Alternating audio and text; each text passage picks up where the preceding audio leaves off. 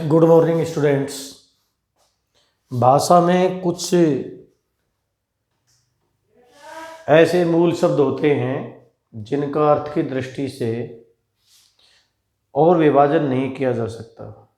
इस प्रकार के मूल शब्द की अभाज्य इकाई है। ये किसी शब्द से पहले जुड़कर नए अर्थ का निर्माण करते हैं। चूँकि एक स्वतंत्र शब्द के रूप में प्रयुक्त नहीं होते, इसलिए इन्हें शब्दांश कहा जाता है। उपसर्ग, अतः उपसर्ग वह शब्दांश होते हैं जो पहले शब्दों के पहले जुड़कर शब्द के अर्थ को बदल देते हैं। यानी उपसर्ग वे शब्दांश जो शब्द से पहले जुड़कर शब्द के अर्थ को अनुवर्तित, परिवर्तित और विशिष्ट कर देते हैं, वे उपसर्ग कहलाते हैं।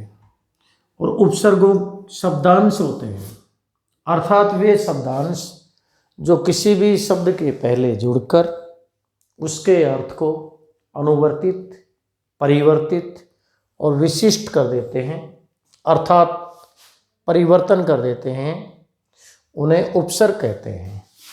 और उपसर्ग दो शब्दों से मिलकर बना है। ये इसका मूल शब्द है सर्ग, और उप यानी समीप। सर्ग का अर्थ होता है सृष्टि करना, सर्ग का अर्थ होता है निर्माण करना, और सर्ग का अर्थ होता है नया बनाना। तो जो शब्दांश शब्द के समीप लगकर नए शब्द की सृष्टि करते हैं, नए शब्द का निर्माण करते हैं, नया शब्द बनाते हैं, वह उपसर्ग कहलाते हैं। वो उपसर्ग कहलाते हैं। यानी उपसर्ग दो शब्दों के मेल से बना है जिसमें मूल शब्द है सर्ग, और सर्ग का अर्थ है जोड़ना, निर्माण करना या सृष्टि करना। जैसे एक मूल शब्द है हार, और इस हार के ये सम उपसर्ग लग गया तो ये हो गया संहार, और संहार का अर्थ हो गया मारना। ये तो हो गया मूल शब्द, ये हो गया उपसर्ग, ये हो गया मूल शब्द, और ये हो गया उपसर्ग। इसी प्रकार से उप प्लस हार, तो ये हो गया उपहार, और उपहार का अर्थ हो गया भेंट। ऐसे ही उद प्लस हार, ये हो गया उद्धार।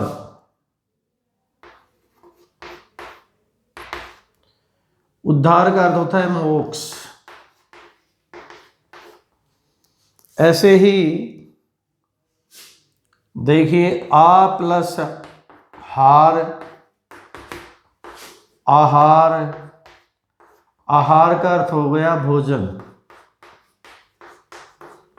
ऐसे ही मूल शब्द हार है, इसके प्रति उपसर्ग जुड़ गया तो ये हो गया प्रति प्लस हार, प्रतिहार। प्रतिहार कहते हैं द्वारपाल को, द्वारपाल को। तो मूल शब्द हार है जिसके सम उप, उद, आ, प्रति। ऐसे ही विहार, वी प्लस हार, विहार। विहार का अर्थ है भ्रमण। तो ये जो सम है, उप है, उद है, आ है, प्रति है, वी है, ये सारे शब्दांश हैं, और अर्थ की दृष्टि से इनका और विभाजन नहीं होता। ये स्वतंत्र रूप में कहीं भी प्रयुक्त नहीं होते। ये किसी शब्द के साथ जुड़कर उसके अर्थ को बदल देते हैं। ये सारे शब्दांश हैं। अतः वे शब्दांश जो किसी शब्द के पहले जुड़कर उसके अर्थ को अनुवर्तित, परिवर्तित और विशिष्ट कर देते हैं, वे उपसर्ग कहलाते हैं।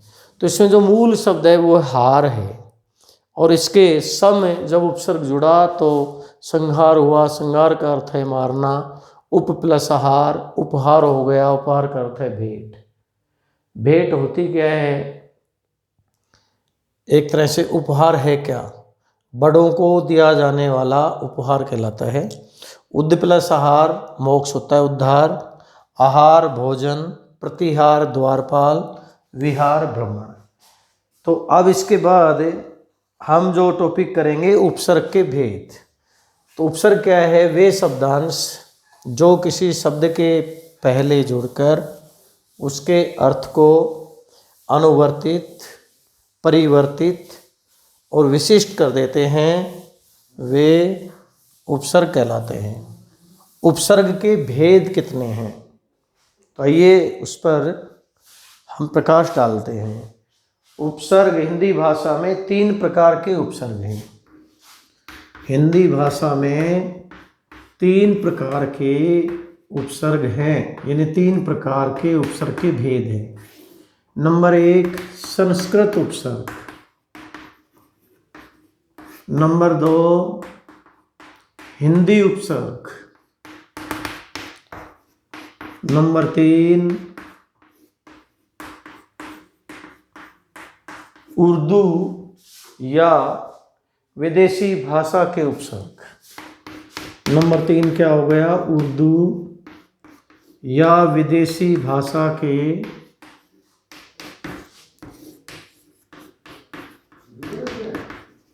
उपसर्ग। ये हमारे 3 प्रकार के, हिंदी भाषा में 3 प्रकार के उपसर्ग प्रयुक्त होते हैं। यानी उपसर्ग के 3 भेद हैं: संस्कृत उपसर्ग, हिंदी उपसर्ग और उर्दू और विदेशी भाषा के उपसर्ग। आइए सर्वप्रथम अब हम जानेंगे संस्कृत के उपसर्ग। संस्कृत के उपसर्ग। संस्कृत के उपसर्ग। और संस्कृत के जो उपसर्ग हैं वो 22 हैं। तो संस्कृत में कुल 22 उपसर्ग होते हैं। ये सभी उपसर्ग तत्सम शब्दों के साथ हिंदी में प्रयुक्त होते हैं। संस्कृत में कुल 22 उपसर्ग हैं जो तत्सम शब्दों के साथ हिंदी में प्रयुक्त होते हैं। तत्सम, तत्सम शब्दों के साथ। तत् यानी उसके और सम यानी समान, यानी वे शब्द जो संस्कृत के हैं और संस्कृत की तरह हिंदी में प्रयुक्त होते हैं वो तत्सम शब्द कहलाते हैं। तो हिंदी भाषा में संस्कृत के 22 उपसर्ग हैं जो तत्सम शब्दों के साथ प्रयुक्त होते हैं। तो ये कौन कौन से हैं? ये एक अति। अति में अति का जो अर्थ है, ये तो हो गया उपसर्ग, फिर अर्थ और शब्द, ये 3 हम पहला तो उपसर्ग लिखेंगे। तो पहला है अति उपसर्ग, फिर उसका अर्थ क्या होता है और इस उपसर्ग से बने हुए शब्द कौन कौन से हैं, उन पर हम विचार करेंगे। अति का अर्थ है ऊपर, अधिक, परे। अति का अर्थ होता है ऊपर या अधिक या परे। अब इससे शब्द बनेंगे अत्यधिक, अत्यधिक। दूसरा है अति प्रिय, अतिरिक्त, अतीन्द्रिय, अतिसार। अति प्रिय, अतीन्द्रिय, अतिसार। देखिए ये जो उपसर्ग है यहाँ आपको सीधा दिखाई दे रहा है अति, यहाँ पर भी आपको सीधा दिखाई नहीं दे रहा, यहाँ अति। तो जो शब्दों में या जो शब्द निर्माण की प्रक्रिया के जो 4 घटक हैं, पहला है शब्द निर्माण में संधि। संधि भी नए शब्दों का निर्माण करती है।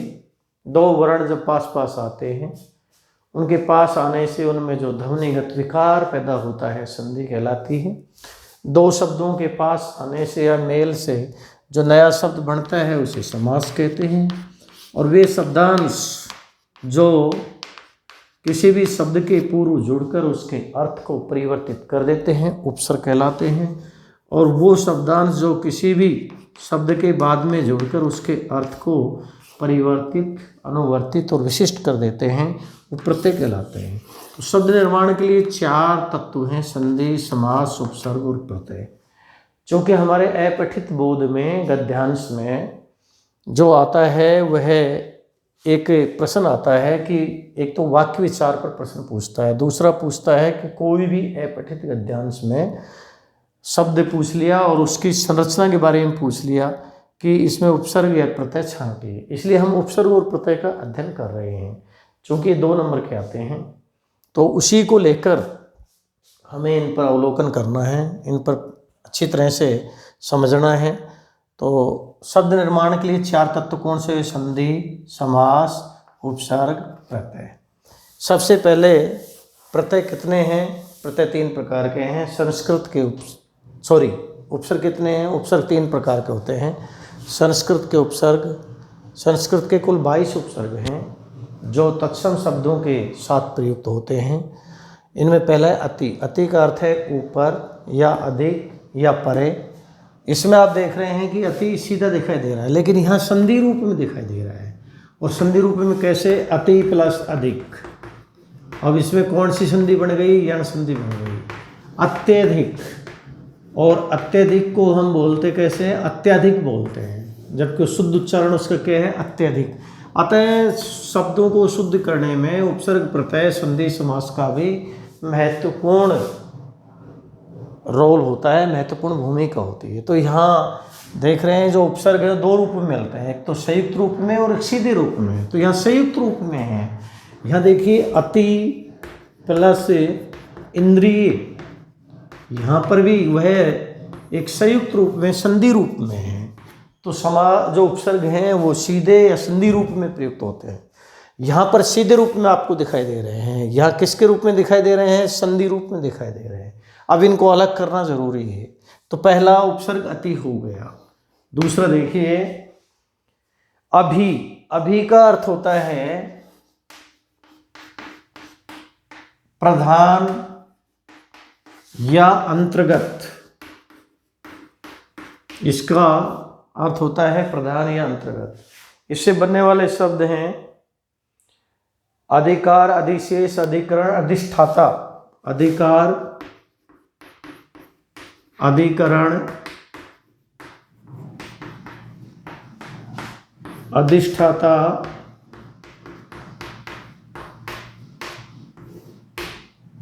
अधिकार, अधिकरण, अधिष्ठाता, और एक है अधिशेष। अधिशेष यहां पर सीधे रूप में दिखाई दे रहा है, अधि अधि अधि अधि। तो अधि पहले करना था हमें, अधि मैं लिख के दिया अभी। अभी गलत लिखा है, इसको सुधारें। अधि है उपसर्ग, अभी भी है। तो अधि का अर्थ है प्रधान या अंतर्गत। इसका से बनने वाले जो शब्द हैं अधिकार है, अधिकरण है, अधिष्ठाता है, अधिशेष है, अधिग्रहण है, तो वो भी एक बन जाता है। तीसरा देखिए, तीसरा कौन सा आया? तीसरा है अनु। अनु का अर्थ होता है सादृश्य। सादृश्य कहते हैं जो समान है या पीछे। इसके 2 अर्थ होते हैं। अब इससे बनने वाले जो शब्द हैं वो देखिए कौन कौन से हैं। अनुकरण है, अनुसंधान है, अन्यायी, अनुग्रह है, अनुज है। अनुकरण है, अनुसंधान है,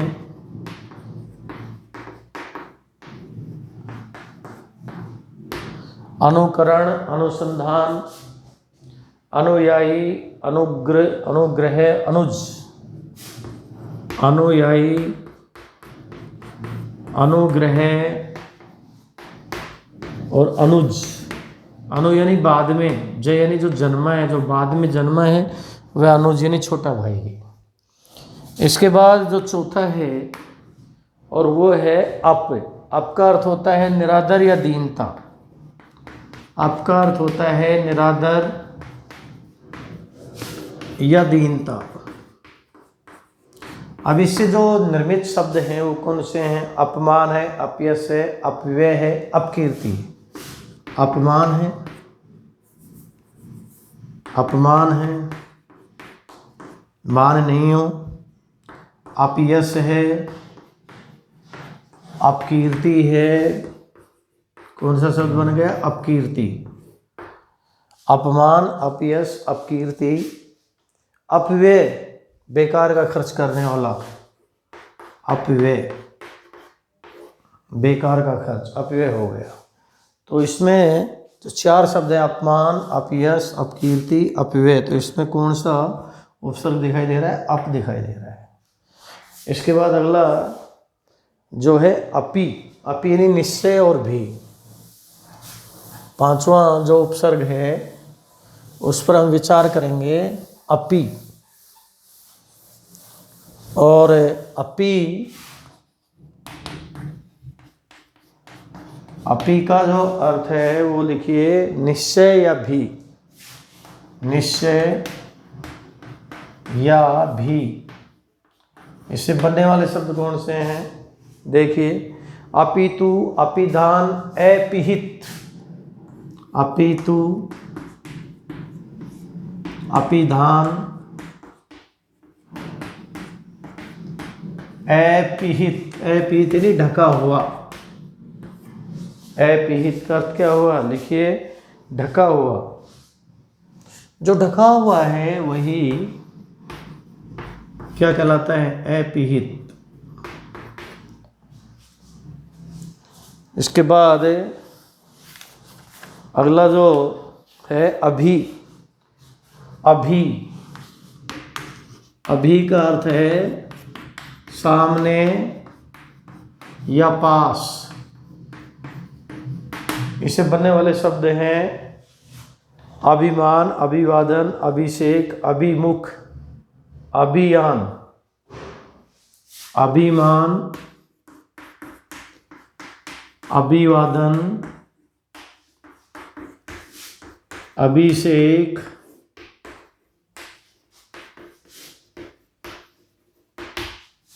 अभिषेक, अभिषेक, अभिमुख और अभियान। अभिषेक में आएगा, अभिषेक, अभिमुख और अभियान। देखिए यहाँ पर जो अभी उपसर्ग है जिसका अर्थ है सामने या पास में, ये सीधे रूप में है, ये सीधे रूप में है। ये यहाँ संधि रूप में है, ये सीधे रूप में और ये भी सीधे रूप में है, क्योंकि इसकी संधि क्या हो जाएगी? अभी प्लस एक, और ये से किस में बदल जाएगा? मूर्धन्य में। इसके बाद देखिए अगला है औ। औ का अर्थ है अनादर या हीनता, अनादर या हीनता। औ का अर्थ है अनादर या हीनता। इससे बनने वाले जो शब्द हैं वो देखिए, अवगुण, अवहेलना, अवनति। अवगुण, अवहेलना, अवनति,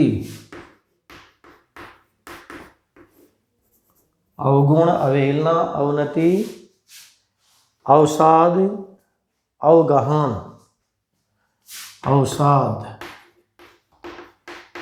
और अवगहन। या सीधे अर्थों में, सीधे रूप में अव उपसर्ग दिखाई दे रहा है। और 8वां देखिए आ का अर्थ है पूर्ण, विपरीत, सीमा। आ का अर्थ है पूर्ण या विपरीत या फिर सीमा। इससे बनने वाले शब्द देखिए, और बनने वाले शब्दों में है आदेश, आहार, आगमन, आजना। आदेश, आहार, आगमन, आजना। आदेश, आहार, आगमन, आजना। आगमन हो गया, आहार हो गया, आदेश, आहार, आगमन, आजना, आगमन, आभार, आभार। यहाँ पर भी आ सीधे अर्थों में है। और नौवां देखिए, नौवां क्या है? नौवां है उद और उत। देखो उत और उद, इसमें उद और उत में है उच्चता, ऊपर या श्रेष्ठ। इसका अर्थ हो गया उच्चता, ऊपर या श्रेष्ठ। और इससे बनने वाले शब्द हैं उदार, उत्सर्ग, उत्साह, उद्धार। उदार, उत्सर्ग, उत्साह, उद्धार। अभी जो हमने लिखवाया था, उद्धार, उत्थान, उत्तम। उत्थान और उत्तम। देखिए उत प्लस तम, उत प्लस स्थान, उद प्लस हार, यहाँ पर संधि रूप में है। वैसे संधि में है ये, तो सीधे और संधि रूप में दोनों में है। 10वां देखिए उप। उप का अर्थ है समीप, समीप या समीपता या सहायता या गौण। समीपता या सहायता या गौण। इससे बनने वाले शब्द देखिए उपहार, उपवास, उपदेश। उपहार, उपवास या फिर उपदेश। इसमें उप उप उप दिखाई दे रहा है। इसके बाद 11वां जो संस्कृत के उपसर्ग है, जो हिंदी के तत्सम शब्दों में प्रयुक्त होते हैं, वो देखिए। तो 11वां जो उपसर्ग है वो, वैसे तो 11-12 हो गए। 11वां में दूर और दुस।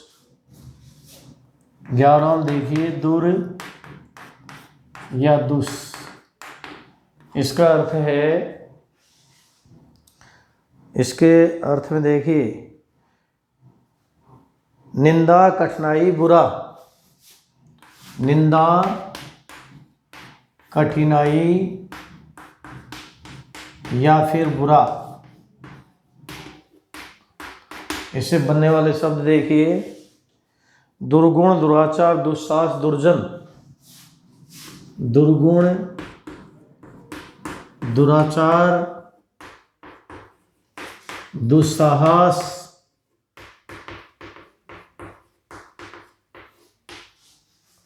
दुस्साहस, दुष्कर्म, दुश्चरित्र। दुष्कर्म, दुश्चरित्र। तो यहाँ पर वो संधि रूप में है, दुष् प्लस चरित्र।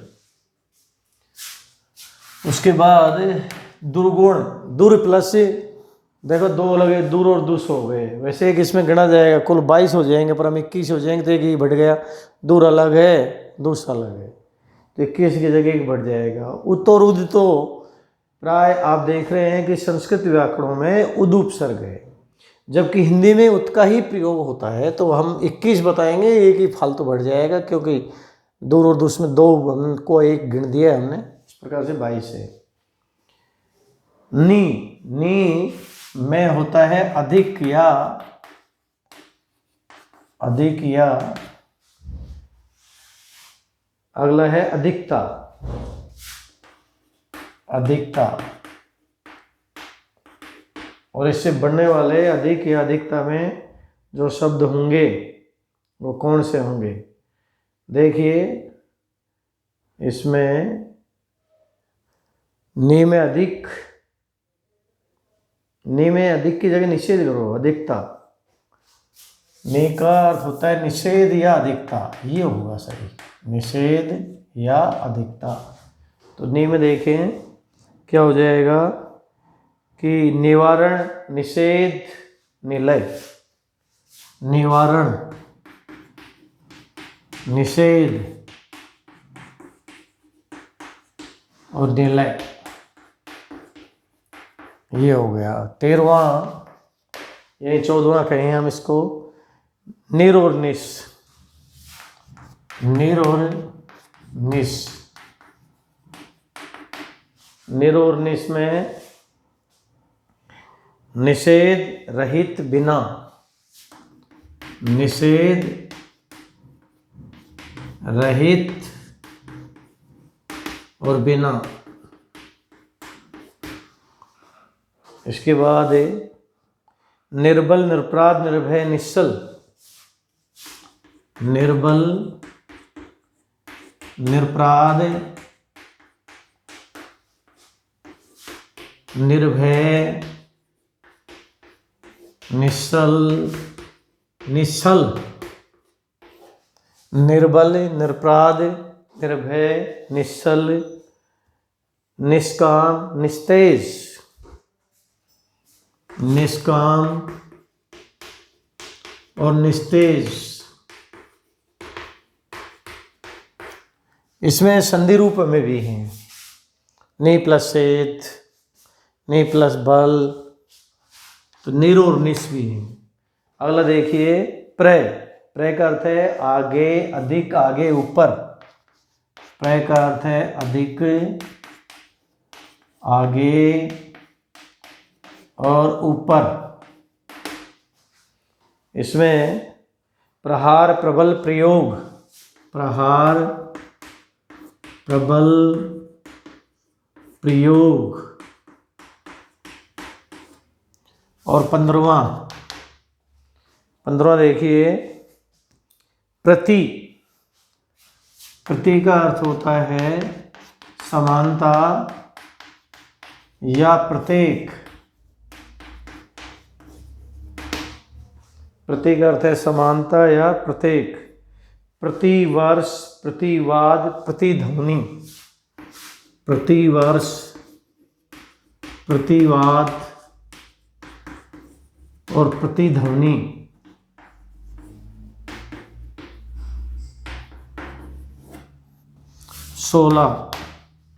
16 में देखिए परा। परा का अर्थ है विपरीत, उल्टा, पीछे। परा, परा का अर्थ है विपरीत, विपरीत, उल्टा या पीछे। इसमें बनने वाले नए शब्द देखिए पराजय, पराधीन, पराकाष्ठा। पराजय, पराधीन और पराकाष्ठा, ये हो गए। 17वें में देखें, और 17वें में क्या है परि, ये चारों ओर।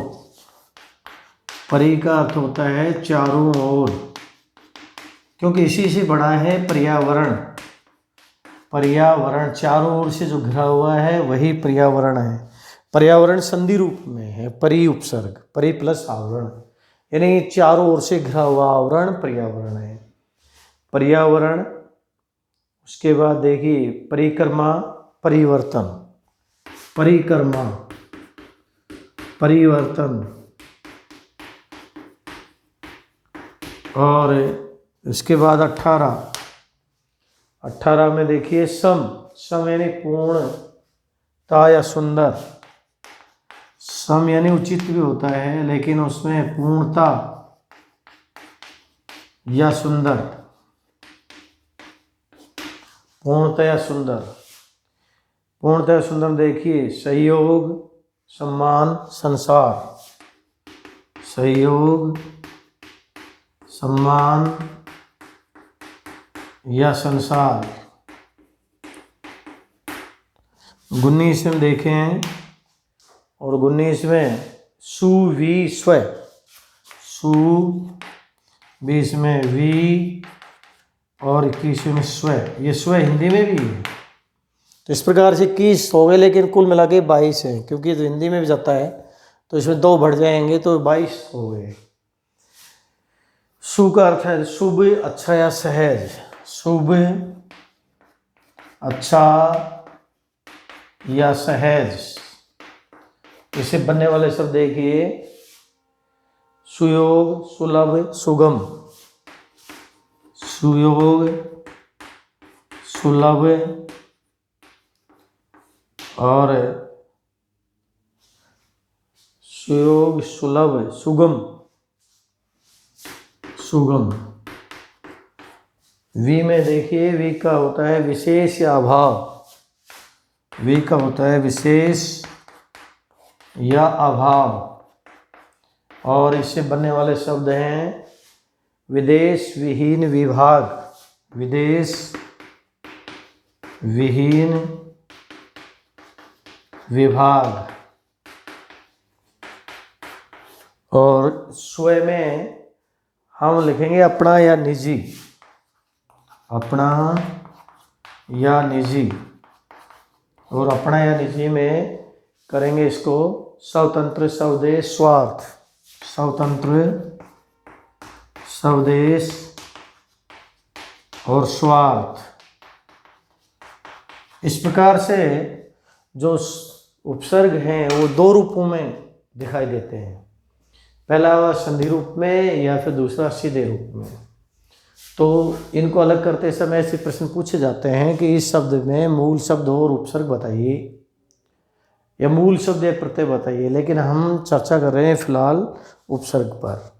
तो आज हमने संस्कृत के उपसर्ग जाने हैं और कल हम चलाएंगे इसमें हिंदी के उपसर्ग। Thank you.